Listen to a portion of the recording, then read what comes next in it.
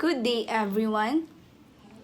Make 3-minute video and show your knowledge and creativity about what's happening to our world or environment today. You may use any material you want that will represent your idea, but make sure that it is related in our topic. So for me, our environment is constantly changing. There is no denying that fact. However, as our environment changes, so does the need to become increasingly aware of the problems that surround it. With a massive influx of natural disasters, warming and cooling periods, different types of weather patterns, and much more. People need to be aware of what types of environmental problems our planet is facing. Global warming has become an undisputed fact about our current livelihoods. Our planet is warming up and we are definitely part of the problem. However, this isn't the only environmental problem that we should be concerned about. All across the world, people are facing a wealth of new challenging environmental problems every day. Some of them are small and only affect a few ecosystems, but others are drastically changing the landscape of what we already know.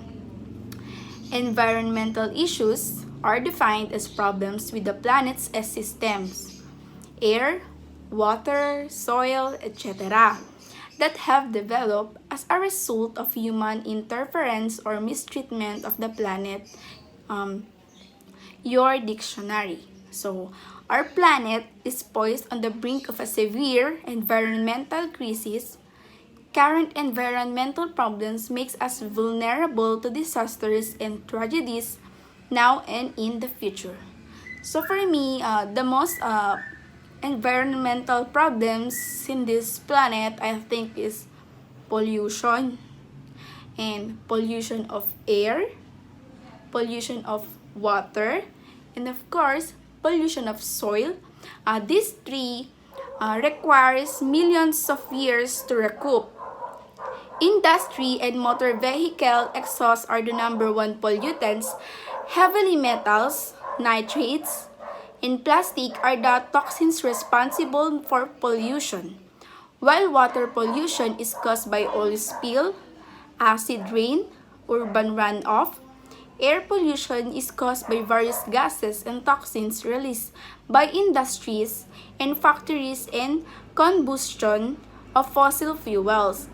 Soil pollution is majorly caused by industrial waste that deprive soil from essential nutrients. So that kind of problem is so very risky to ourselves, of course. And the earth, of course, is in need of saving. It is deeply wounded. The least thing we can do is try and do our best on helping it survive and heal itself. We must make our move and become as one as we soon celebrate the redemption of our home, Mother Earth, of course, this kind of planet. So that's all, and thank you.